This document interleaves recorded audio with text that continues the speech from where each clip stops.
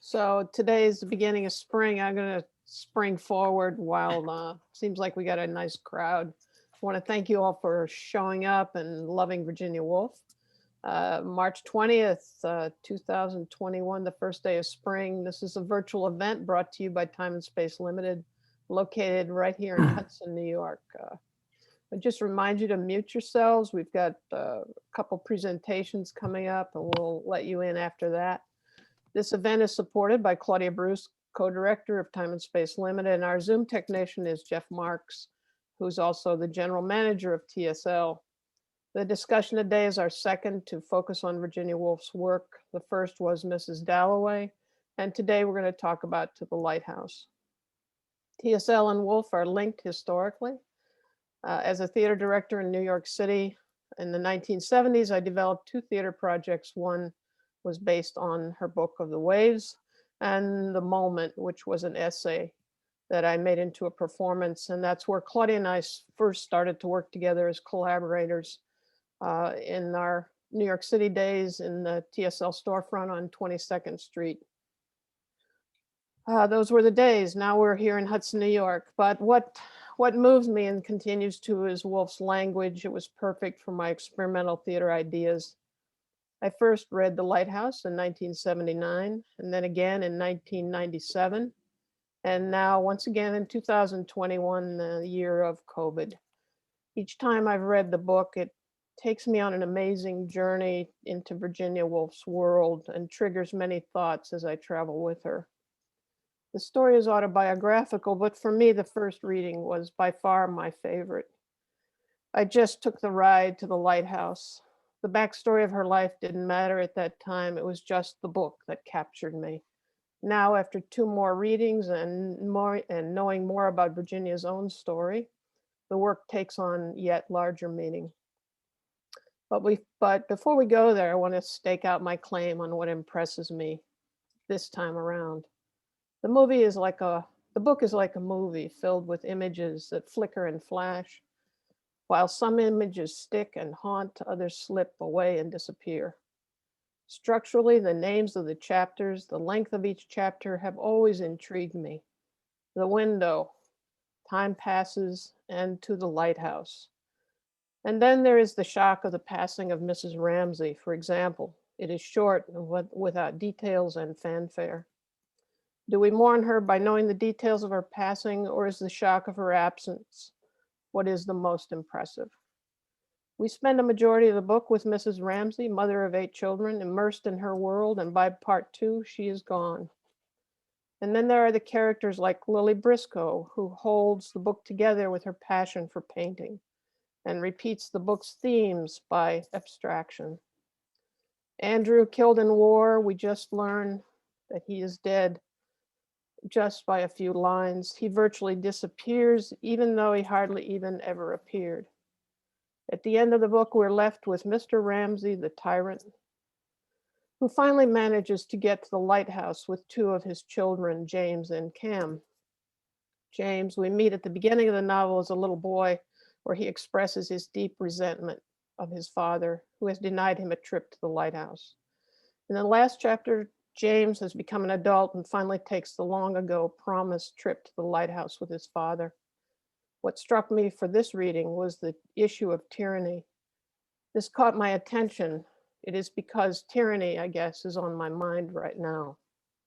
James wanting to kill his father crops up often in the book. Sometimes he wants to stab him in the heart with a pocket knife or with the scissors. Here's a snip of a few lines from the end of the book as the 3 Ramsays are in the boat on the way to the lighthouse. No one seemed to have spoken for an age. Cam was tired of looking at the sea. Little bits of black cork had floated past. The fish were dead in the bottom of the boat. Still, her father read, and James looked at him, and she looked at him, and they vowed that they would fight tyranny to death. And he went on reading, quiet, unconscious of what they thought. And now I want to introduce Donna Perry, who's sharing her insights into the world of Virginia Woolf and her family, and how this relates to the Lighthouse. By the way, Donna is a longtime member of TSL. She's received her doctorate from Marquette University, taught for 34 years at William Patterson University in Wayne, New Jersey, focusing on courses in women's issues and race and gender issues. In the English department, she taught a variety of writing and lit courses and specialized in 19th and 20th century women writers, including Virginia Woolf. She's published 3 books, including Back Talk interviews with women writers. She's originally from Lowell, Massachusetts, home of Jack Kerouac and Betty Davis. She is now working on a memoir. Thank you for being with us today, Donna. And now take it away. Thank you. Let's hear your comments on our favorite Virginia Woolf. Well, I wanted to talk a little bit about the background, Virginia's family a little bit, and St. Ives, and just a little bit about the book itself. Like you, I love it, and I think it's impossible to do it justice in an hour. So it's wonderful to see what everyone is taking from the book. I had sent on to Linda 2 pictures, which I like a lot, and which to me tell me a lot about the book. Could you put those up on the screen so people can see them if they haven't seen them already? Can we look at the other one first? Yeah, I love this picture. This is 1892. Adeline, Virginia Stephen is 10 years old. This takes place in London. This is not at St. Ives, their summer place. This is their place in the city. And it's Virginia looking at her parents. That's Leslie Stephen, who was 60 at the time, and Julia Princep Jackson Duckworth, who was 46. What I love about this picture is this is Virginia as a child, the observer, looking at her parents. This is also reading, and the way in which reading certainly functions centrally into the Lighthouse as a place to escape, as a place to be alone, as a place to enter into another world. Virginia was always a reader as much as she was a writer. She talks about later the common reader and wrote a whole essay about it. Books and reading are central to the Lighthouse. Mrs. Ramsay is reading The Fisherman and His Wife to James, the poetry of Tennyson, Shakespeare, the novels of Sir Walter Scott, the figure of Thomas Carlyle. So reading is a key idea. And what does reading do? It captures a moment. So reading, like writing, like painting, does precisely that. And I think that's one of the things she's after in To the Lighthouse. What I like about this image too is that it captures this middle class confinement of the late 19th century. The room is tight. The room is kind of stifling with books, with the patterned wallpaper, with the traditional kinds of paintings on the wall. This is the world very much that Virginia Woolf was reacting against. This is the world that she wanted to escape from. This is the world of very clear roles and very clear positions for husband and wife. So I think that the image for me captures a lot of what Woolf is after. The second picture of the combined Stephen Duckworth family was taken the same year. Again, Virginia is 10. She's in the back of the picture. This was a blended family. Virginia Woolf's parents both had been married before. Julia brought to the marriage 3 grown children, and her husband had 1 daughter, Julia, who ended up being institutionalized. Significantly, there are 8 children in the Ramsay household. There were 8 children in this combined family, but there were only 7 of them after Laura was institutionalized. There's been some material written about this. Laura was the bad child. Laura was the child that Leslie Stephen could never manage and control. And Woolf talks about her as well. She was Virginia's half sister. Also, she was the granddaughter of Thackeray. and her mother had been Thackeray's middle daughter. So here you have the blended family. The only people missing from this are Stella, one of Julia's daughters from her first marriage, and Julia, Laura, the daughter who was later institutionalized. So the back row, you have Gerald, Virginia, Toby, Vanessa, and George. I love the fact that the Stevens children are framed by the Duckworth boys.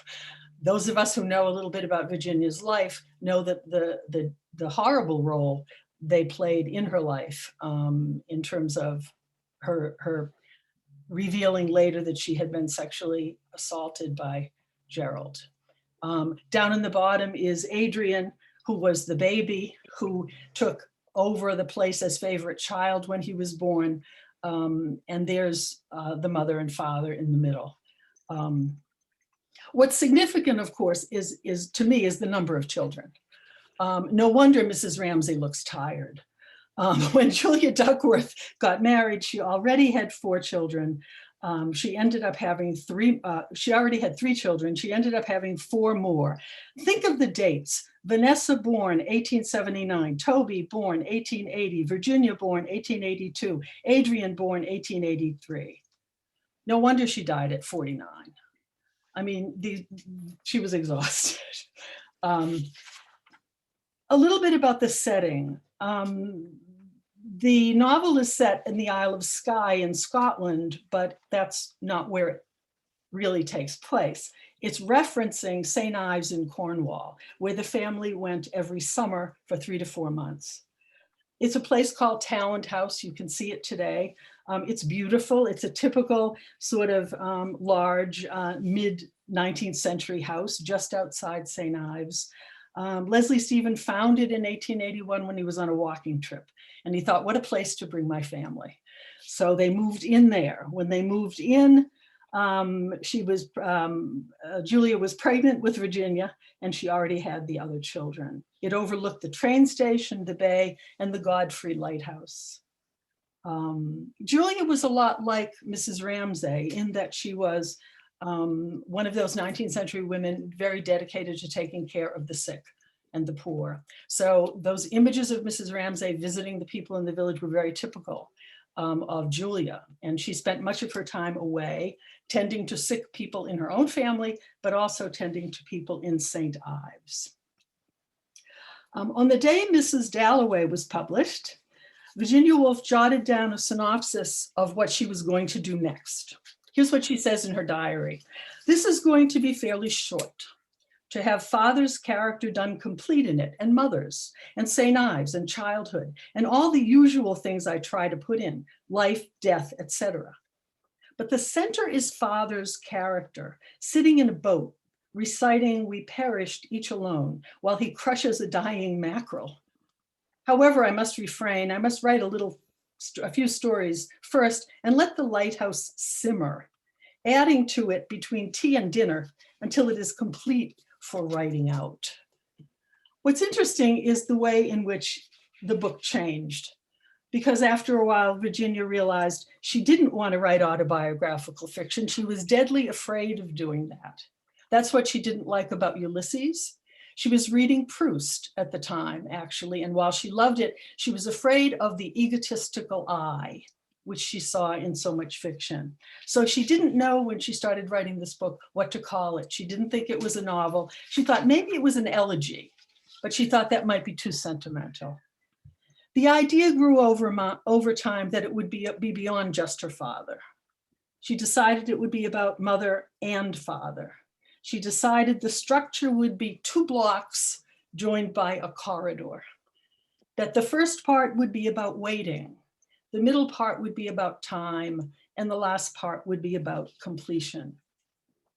To me, the genius of the book, besides the characters of the Ramsays, is Lily Briscoe, who, as Linda said, holds the book together. And Lily Briscoe is also not incidentally the artist. And the fact that she is the artist is the fact that she's the central character and she is making of the moment something permanent, the same way Virginia Woolf is. the same way Mrs. Ramsay is in her moments of being. Anyway, that's enough. Thanks. Well, that was terrific. I'm sure we could hear more. There's definitely, the background is definitely always of interest when we talk about Virginia Woolf. And I'm interested in the ego part of the book that you mentioned, the fact that the ego was being placed somewhere else, which is certainly a new idea for that particular time. Any thoughts on that from anybody out there?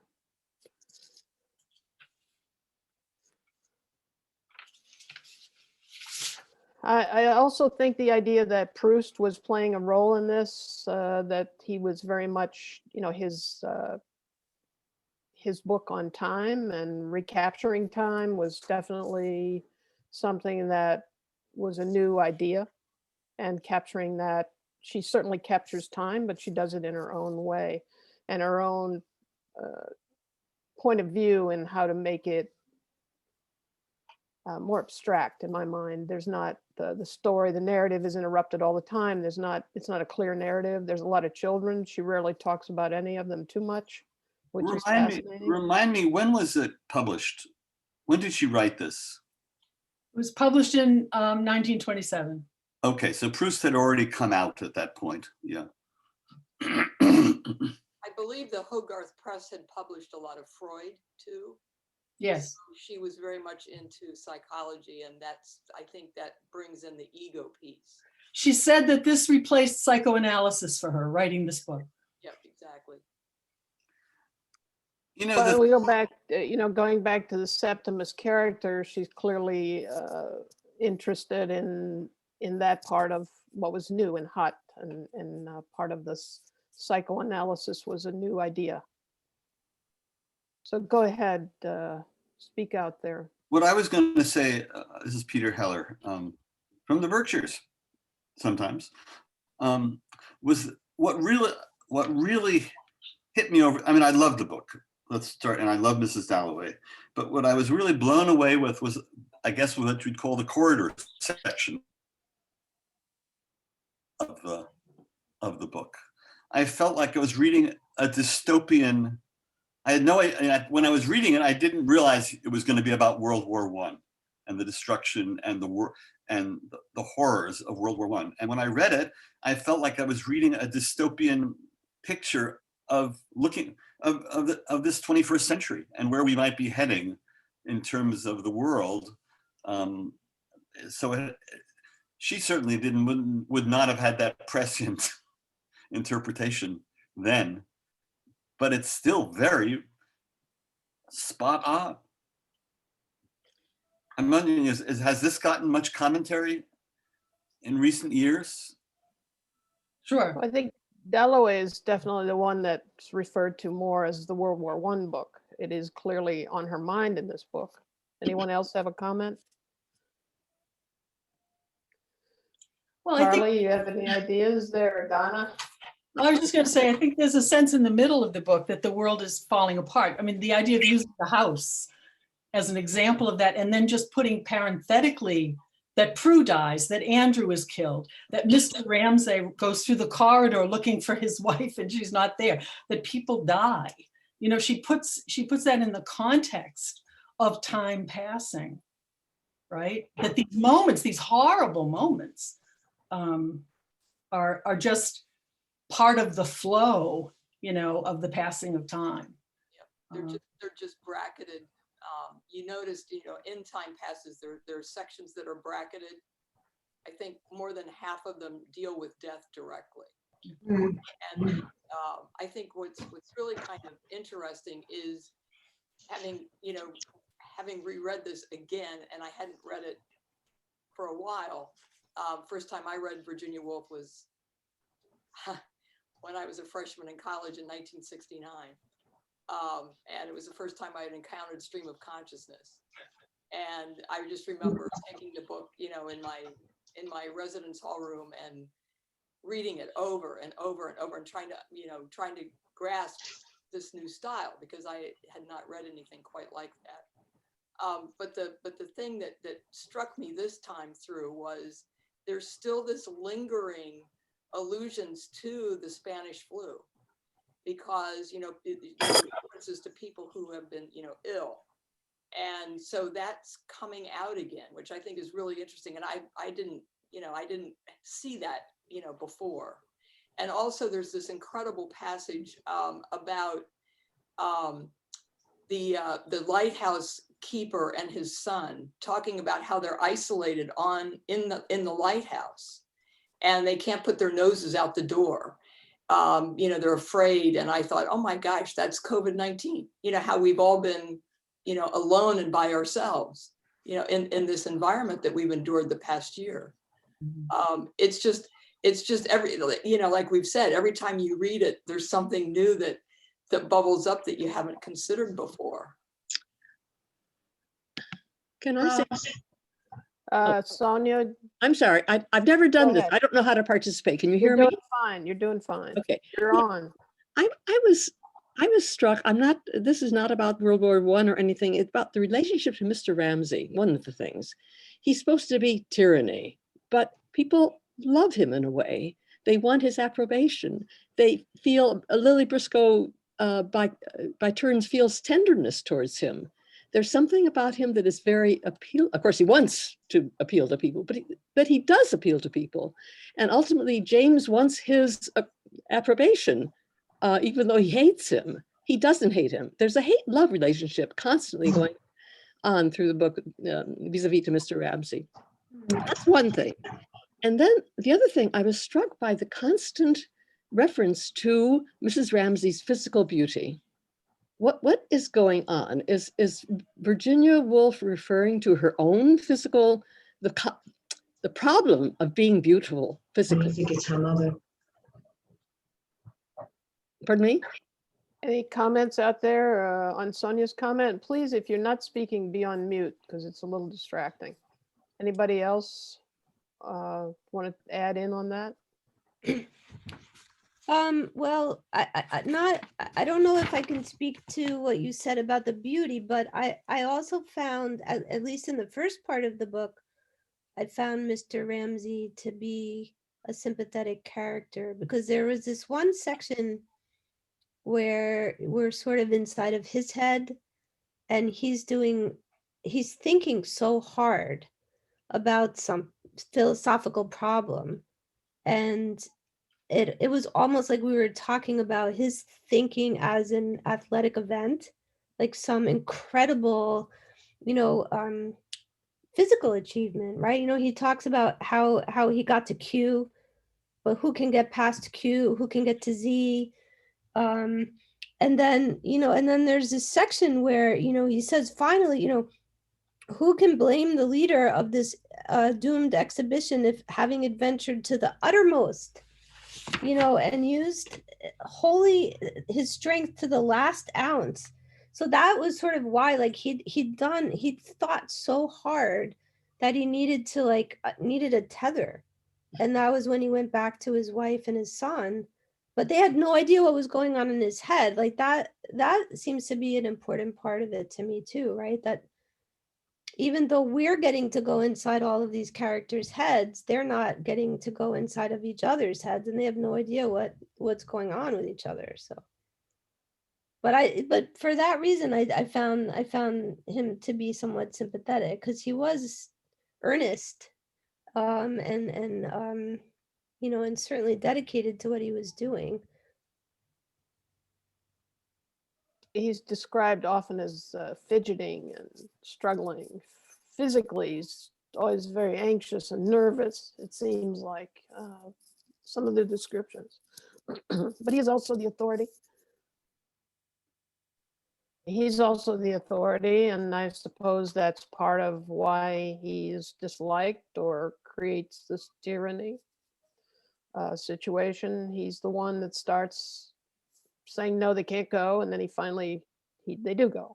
And his wife, Claudia is going to read a passage later about the inability of her to say that she loves him, and his waiting around for that confirmation of her love. and the sort of struggle between the male and the female. In terms of the beauty, you got me there, Sonia. Anybody else on that track? I think Wolf had I think she struggled with her looks. I think she was always very, conscious that I don't think she thought that she was as beautiful as her mother, Julia.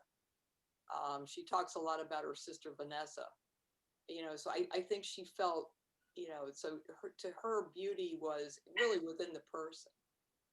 And I think that's where, that's why the Mrs. Ramsey character is so incredibly strong, because she is helping other people and, reaching out. I personally, I don't have any sympathy at all for Mr. Ramsey. I'm sorry.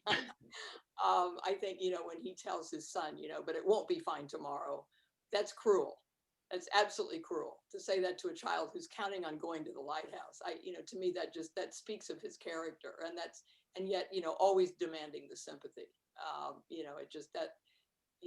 He was not a likable character to me.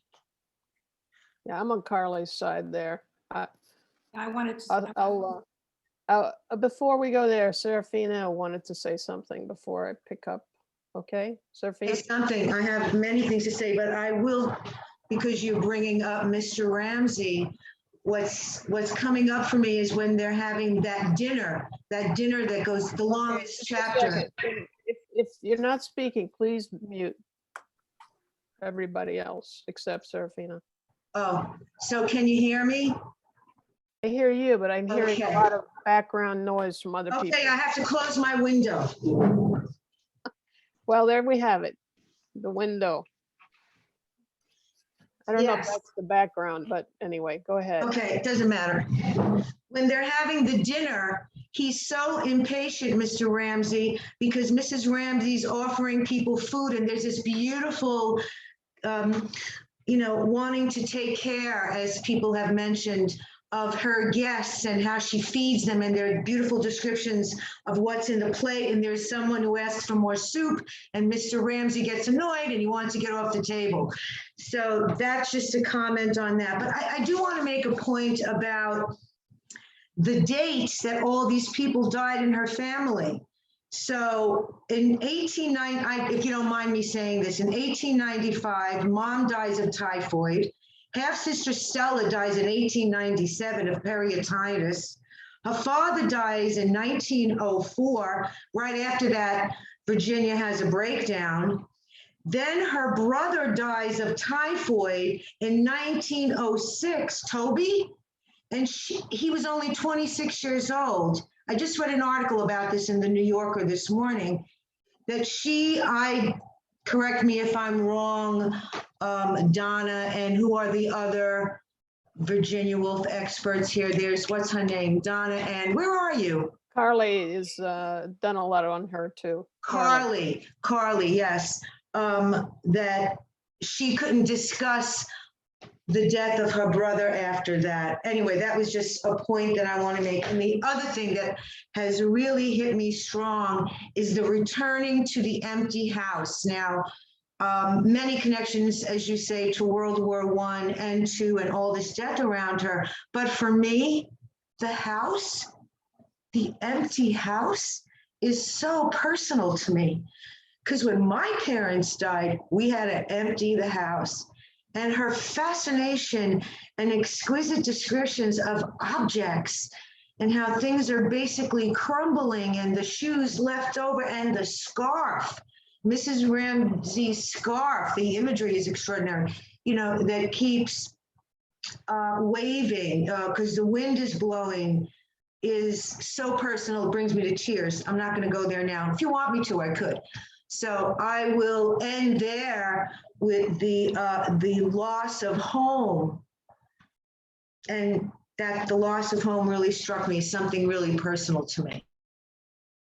All right, thanks, Serafina. Someone else was going to say something. I wanted to If say you something. wanna- Yeah, go ahead.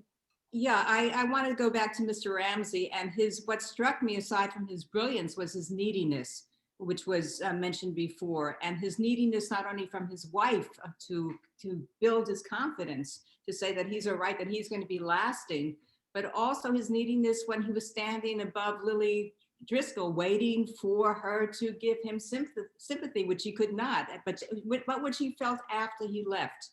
So it was a very interesting character. Also about the house, it was not on, it was as Serafina just mentioned, how it had come apart, had come undone. And when it was put back together for their arrival, it just lacked the life and the essence that it had before. And I was very struck by that. Can I echo that about Mr. Ramsey's neediness? This is Patty, and I'm Yeah, go for it, Patty. I'm a 63-year-old Bard student studying literature and this book particularly. So I'm so grateful. But Mr. Ramsey says in the second chamber, where he's looking at the thinness of his hands, and he says, and then there was given him in abundance women's sympathy. And he imagined how they would soothe him and sympathize with him. And so getting in his dream some reflection of the exquisite pleasure women's sympathy was to him, he sighed and gently and mournfully. But I, beneath a rougher sea, was whelmed in deeper gulfs than he. And I really felt like that was really a synthesis of his whole neediness throughout. And I just was so appreciative reading this book, because I too am from a family of 8, now 7, trying to figure out how to not write my family's history, but write my history.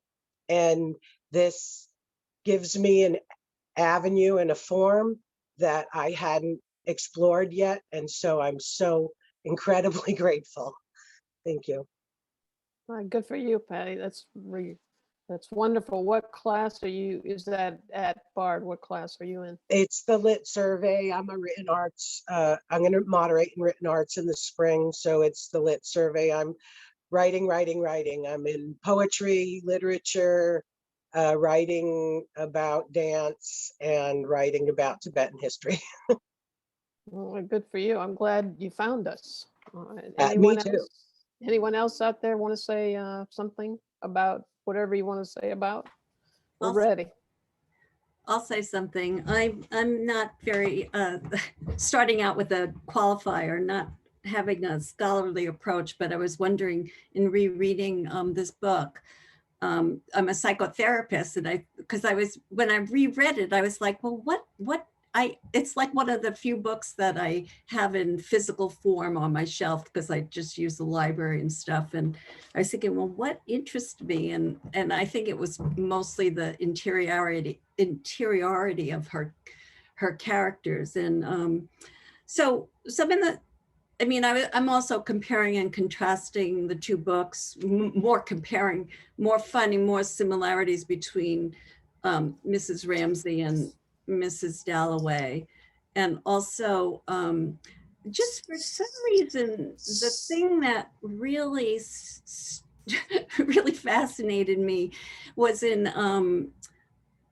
Mrs. Dalloway, when the husband, there's like 5 pages, the husband is going to go home. He's going to tell Mrs. Dalloway that he loves her, and he can't do it, And I just, so I've been sort of living my life thinking how we don't say what we mean to each other. But also in this book, she has Mrs. Ramsey do the same thing. She can't, she knows he wants, and she doesn't do it. So those were just, and then in terms of like men and women in the book, I was really, I did not like I just was not very fond of Mr. Ramsey. I felt like if I was thinking of like heart and mind, I would think he's like mind, and she's the heart, and it's too bad they're so separated, but the mind piece was not that appealing to me, even if he's a brilliant thinker and doesn't have any, I think he was awful with people, just that leeching quality. And, that the very first beginning of the book, when he says to his son, it's not, like that hatchet, it's like done. Anyway, that's all I have to say. Yeah. While we're on that, Claudia wants to read a piece of what you're talking about, and I think it'd be an opportunity to hear from Claudia right now. Well, this is at the end. This is after dinner, and Mr. and Mrs. Ramsey are upstairs, and she's knitting a sock. I think she's knitting a sock, and they're talking about it. And he says she's not going to finish that sock tonight. And then it goes on for lunch. She says, no, I shan't finish it. And what then? For she felt that he was still looking at her, but that his look had changed. He wanted something, wanted the thing she always found it so difficult to give him, wanted her to tell him that she loved him. And that, no, she could not do. He found talking so much easier than she did. He could say things she never could. So naturally, it was always he that said the things. And then for some reason, he would mind this suddenly and would reproach her. A heartless woman, he called her.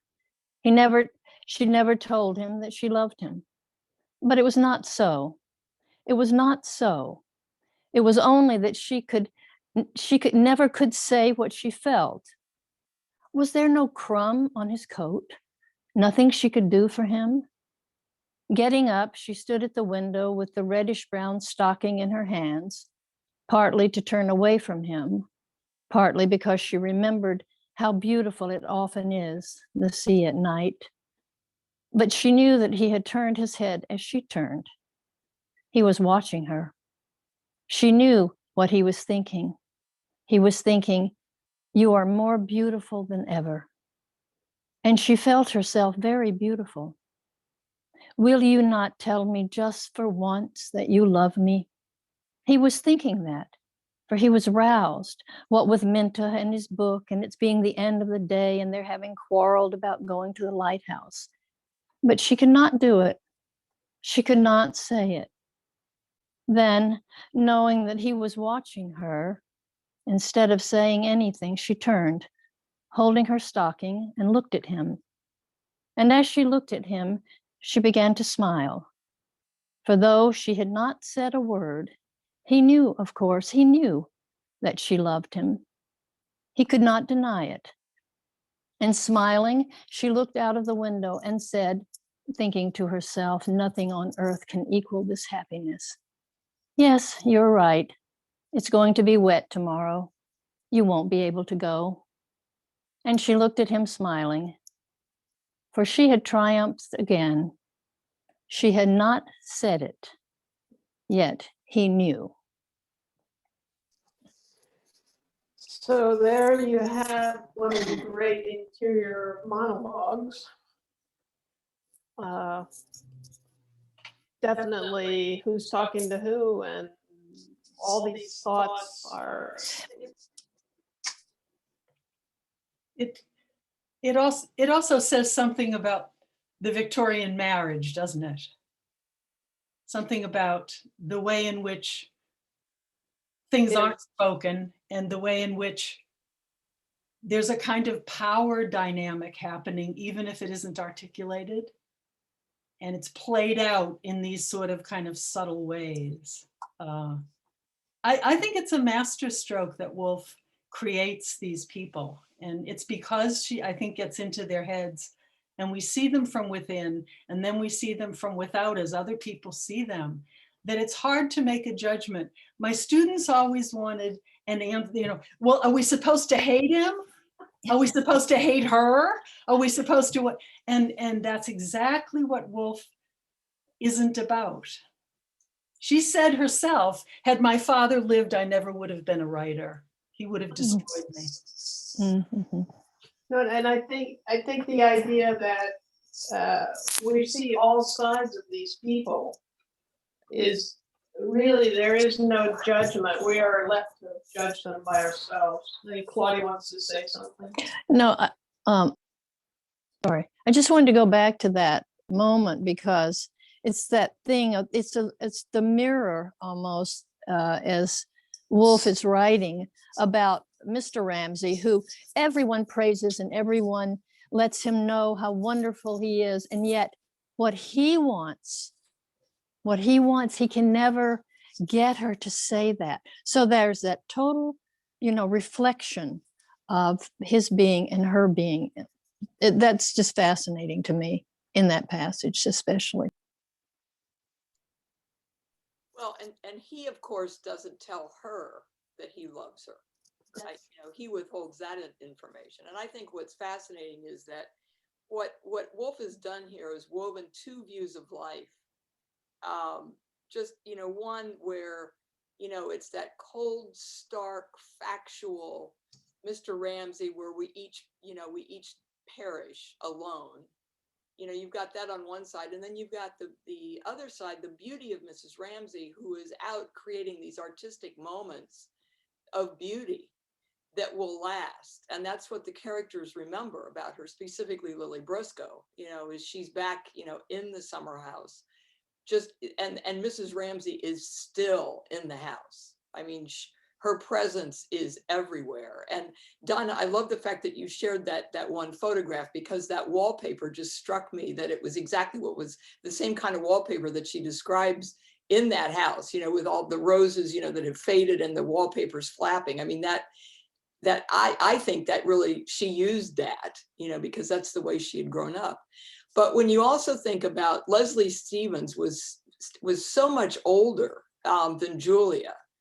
So, you had that relationship. And, he was, I think, in many ways, very much like Mr. Ramsay.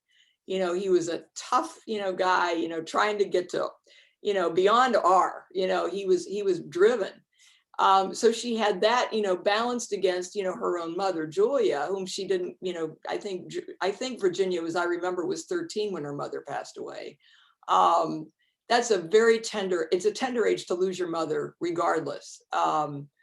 It doesn't matter how old we are when we lose a parent, but when you're a teenager like that, those are really formative years for her. And then to lose all of those other family members in such succession. For those of you who haven't read Jacob's Room, you have to read that, because that's sort of a mourning novel for Toby, her brother, which is really fascinating. But, she really, creates, she creates this space where herself, Woolf, is mourning her losses. And that happens so beautifully, in the Time Passes section. That is a chapter. I think it's only 18 pages long. It's like really, really short, but what's packed in there, it brings you to tears. It's just extraordinary. And just to remind everybody, she does use the first chapter is called The Window. Windows, you see out, you see in. And I think that, the clarity of how she's named these chapters, I'm always obsessed with. Can't get over it. I love windows anyway, but what they represent, I think, is really, she hits it right on the head when she calls it that. So anyone else out there? Could I respond to that? Yes. Could I respond to that? Yeah, the window, because I've been thinking the last part of the book is so visual. Lily Briscoe, who is looking at what she saw on the house, Mrs. Ramsay sitting with James. And then she looks at the expanse of water and she sees this boat, and it's a small spot. I mean, it becomes smaller and smaller. And then we're in the boat and we're looking at the island, which becomes smaller and smaller. And there's so much visual, how can I say, it's part of the creative process to see visually and to capture.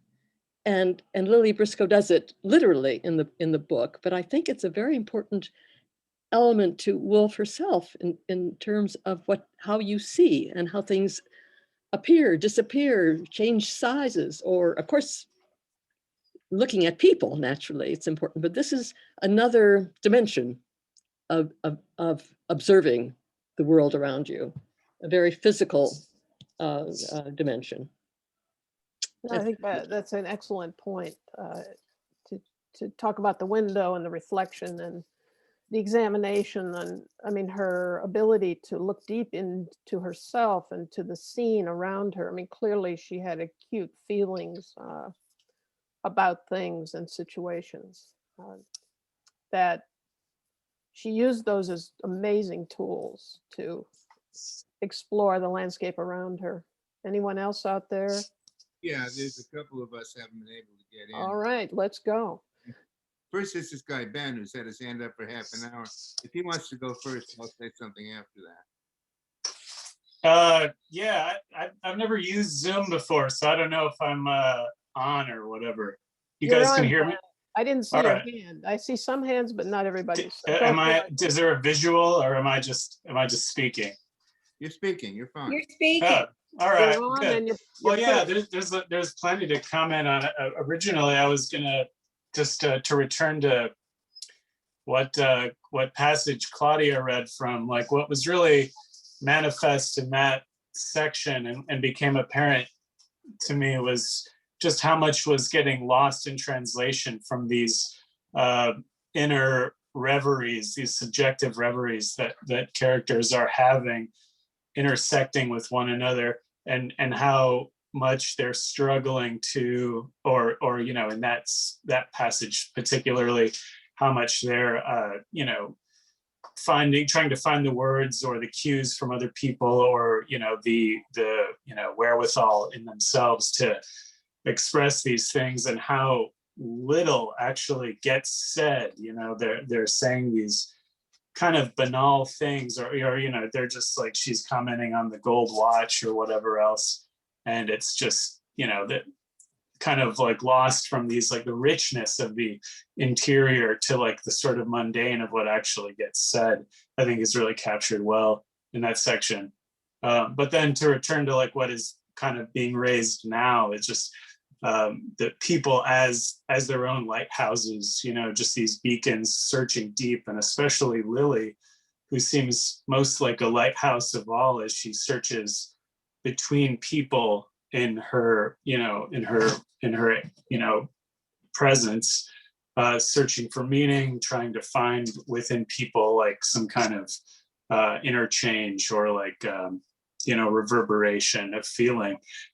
So I guess that's what I would add to that most recent subject. Great, nice seeing you, Ben. Okay, Sylvie Sylvia and Philip, yeah. and Philip. All right, nice to see you both. And how good it is to see Claudia and Linda, of course, the rest of you, but you too. Well, we miss you.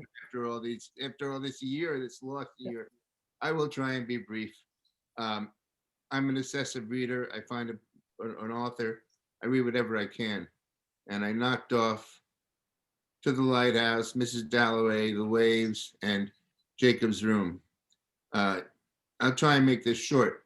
To me, the characters in Virginia Woolf, they don't really, well, it's hard to say. They intersect, but they don't really understand each other. They're on different planes. What they're getting from each other is like things they feel inside themselves, and not necessarily what comes from the others, with perhaps the exception of the mother here in To the Lighthouse, because her presence is so complete in the first part. And even when she suddenly dies, and I've never seen this, the main character of the story just completely disappear, not even halfway through the book, basically. But her presence, even her aura, whatever you want to call it, even when she's gone, still dominates that book. And you still have all the frustrated actions of the people that don't connect, the trip to the lighthouse, which is in the end anticlimactic, the feelings between the son and the father, which are never resolved, the love scene on the beach, which is never resolved. It's just Everything's left like this. And I think it's the same thing in Mrs. Dalloway. I also think that his books are very strongly influenced by World War I and the cut between the culture before and the culture afterwards. You also see this, if any of you know the book Les Thibauts by Roger Martin de Gare in French, where life before World War I and life after World War II, after World War I, has just been completely divided by this this cut, this violent transformation into the 20th century, if you will. I only want to add that in the same thing in Jacob's room. Where's Jacob? Everything's there, all the artifacts, but where's Jacob? And I would say of the 4 books that I've read, to me, The Waves is just by far the most beautiful. It is so poetic. The kaleidoscopic vision of these 7, or is it 8? Again, the same number of young people that turn into old people and these little spotlights on their lives. Anyway, I'm going to stop right there. Wow. Excellent comments on all those books. I am on your side. I do love The Waves. It's hard to pick which one I love more. I think The Cut is so fascinating, what you brought up, that this sort of out of nowhere, this sort of violence that's not really that violent in reality, but in emotionally, it's extremely violent. I mean, her leaving the book is a big cut, like you say, and Andrew's disappearance. We don't even know him, but he's been killed in the war along with a bunch of other people, and it's just so casual, but yet it's so cutting in interruption. And I guess the violence of always James wanting to get his father with scissors or knives, the pocket knife again, emerges in this book, as well as Mrs. Dalloway. Anyone else out there that hasn't gotten a chance to speak or comment? Chime in. Linda Stanley. Hi, sorry. I was just going to comment earlier on the passage, the whole section on the house falling apart, and how beautifully it was written, and the whole passage with the cleaning lady, whose name I forgot now, and her comments while she's cleaning and straightening things up and discovering things are broken. And the other part was the Mrs. Ramsey wrapped her scarf around the skull in the children's room because the little boy was having a nightmare. And so that the scarf is still there all this time later. It's unwound and the wind blows it around. Anyway, I thought that section was incredibly beautifully written. That's all. And I think, the objects again are so stunning. The brooch, the paint, how Mrs. Ramsey is identified in the painting. I mean, these are like such stunning, carefully calculated ideas that Woolf brings. Anyone else out there? Claudia, do you have something you wanted to do, or someone else? I want to say one other thing, Linda, and that is, I was so struck how one's thoughts change. Somebody talked about the interiority of everything, but how they change. The love Lily felt for Mrs. Ramsey, and then she didn't like her, and then she did like her, and with everybody there was a change. The shifts with in the boat with James and his sister going back and forth, and so that's life. A thought comes, it holds you, and then it leaves. And the emotion with it leaves, and then a new emotion comes in. And I thought you captured that so beautifully. I always feel that that's Woolf's daily grind, and how she gets tossed and turned in the daily living and what she sees. And her balance is always being like she's on a ship and grabbing onto things to hold that moment and then losing it. I think that's in all of her books, which is sort of stunningly overwhelming and hard to imagine, what she struggled with. I'm sure that was part of her mental issues as well. Not a psychologist, but she had a lot of issues that she struggled with mentally and trying to hold on to the balance of life. Anyone else out there that I missed? I can't see the hands. I would just, Serafina hello, wait. I'm Moira. Moira, come on in. I'm fascinated by this discussion.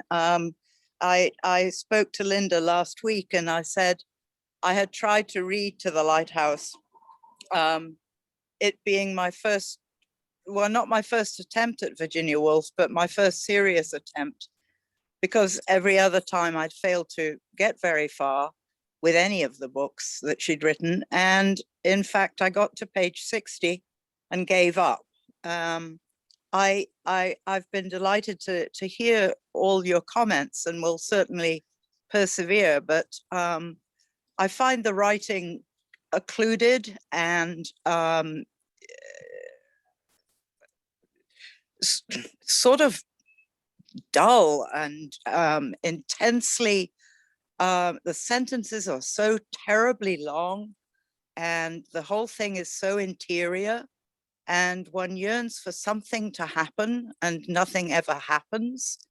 And it occurred to me that maybe, this is a very English state of dullness, of bad weather, nothing much happening, and an overcrowded interior. I was fortunate enough at the very beginning, before it even opened, to go to Charleston, and the home of Vanessa Bell, Virginia's sister. And it resonates with me what somebody just said, because the house was abandoned, but there were empty, dirty wine glasses and cigarette ashtrays full of cigarette ends, and dust and broken objects everywhere. The place was in a state of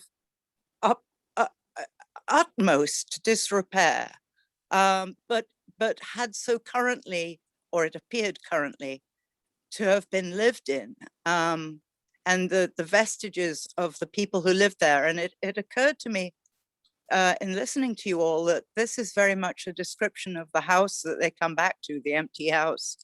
And maybe we see people more through their remains and their thinking than we do through live presentations of them. That's just what occurs to me. And as I say, I'm grateful that you've inspired me and encouraged me to go on trying to read this benighted author. Wow, thank you. So great comments there, Maura. Serafina, you're on. Yeah. Thank you. Thank you. This is so inspiring, this discussion. Moira? Moira, what a great name. So I'm glad Moira was talking about the remains in Bell's house. So if someone can talk to me about, because I'm fascinated by not just that words don't die. Linda started out this talking about how words live forever.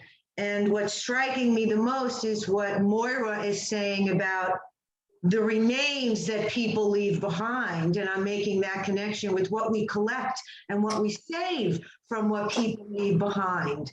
Can anybody who has Carly or Donna, am I saying, I keep Carly or Donna, anything you have read that anyone studied how she relates to objects and talks about objects in her work? That's my question. There's a lot of... Yeah, there is the brooch, part of the brooch, the scissors, the knife. I mean, there's, just in this book, there's a lot of objects, the skull, the scarf. Carly, Donna, you have any inspirational words there for this? Well, one of the things that struck me about the scarf, when someone alluded to that, the way it's presented in the middle section, I think it's very conscious the way she uses that, because Mrs. Ramsay has covered the skull in the children's bedroom with the scarf, but also in covering the skull, she says to Cam, who's frightened, well, I'm covering it up, it's gone now, all right? Think of it as a fairy setting, you know, it's beautiful. And she turns to James and says, but it's still there. But it's still there. So she's being the mother to both of them, right? Using it in that way. So I think that Woolf uses objects in a way, not exactly symbolically. She hated that term. People said to her after the book was out, so what did the lighthouse mean? She was furious. I mean, she just said, I don't write like that. It doesn't have a meaning. But she uses objects in this kind of suggestive way, I think, to make us sort of think of all the levels on which the object has meaning, like the lighthouse itself, right? But also something like a scarf or a brooch. Yep, and Donna, building on that, I think, you know, she uses objects because that's what makes us. That the objects represent whom we are. So she says in Time Passes, what people had shed and left, a pair of shoes, a shooting cap, some faded skirts and coats and wardrobes, those alone kept the human shape, and in the emptiness indicated how once they were filled and animated, how once hands were busy with hooks and buttons, how once the looking glass had held a face. Those, you know, that, and if you think about your own life every day when you get up, you know, this, you know, you look in your closet, you look in the mirror, you know, this is whom we are. You know, to Serafina's point earlier, you know, my mother passed away in 2018. I'm an only child, you know, very, very close to my family, and cleaning out their house was probably the worst emotional situation I've ever encountered. And so that to me just sums it up, you know, like you open the closet door and there's someone's life hanging on a rod, because, you know, that's what we all, that encompasses whom we are. There is one thing I'd like to add, is that, you know, one thing that we might not even notice because it's so well done is that her incredible powers of description in describing all these different objects, she just has the right word. A great author, a Balzac, a Dickens, certainly Virginia Woolf, a Proust, for example, he just knows the word to say to describe it. And I think that Myra was asking, if you focus on that, just how beautifully she pins down these objects with the way she describes it, I think it makes the book a lot more enjoyable because it is such a work of art. Fantastic. Anybody else? I want to say one thing about the objects, because what struck me were the boots. When Mr. Ramsay approached Lily, and when he began to walk away, and she said, those boots are exquisite. And how that captured so much for him. He was so pleased that he heard that. But also, it was just, so he walked away in a whole different way. And so using that object and the exchange with the object in the center of that, to me, was very, very telling. That's a good point. I think Claudia has something she wants to say. All right, Sabine first, sorry. Oh, I just wanted to say in regard to the style, it struck me that it is so painterly. The impression I carry from the book is all the colors that she describes so beautifully, and the focus on the painting, the picture art, the emphasis of the composition. Like Lily spent so much time moving things around and getting them just so, and then the bowl of fruit on the dining table. It has to be a certain way. So to me, a lot of what she says about the relationships between people is really a matter of the composition and how they are relating to each other, and more than about what they say to each other. So there's a tension between different things in the composition to make it just right. And to me, so that's the tension between Mr. and Mrs. Ramsey. And that in a way, it is a positive tension. It keeps them both kind of centered to a center that maybe is not visible. Anyway, that's what I like about the book, the whole painterly thing, the colors. Thanks so much for this discussion. Wow, thanks for your comments. Anyone else out there before we go to Claudia? Claudia?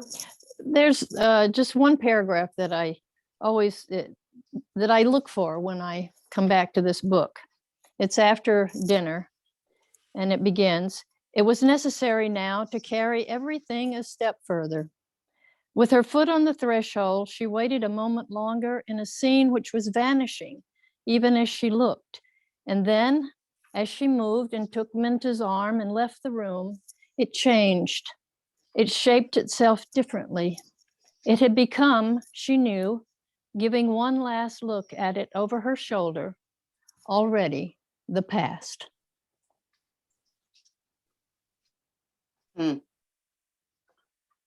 Thank you.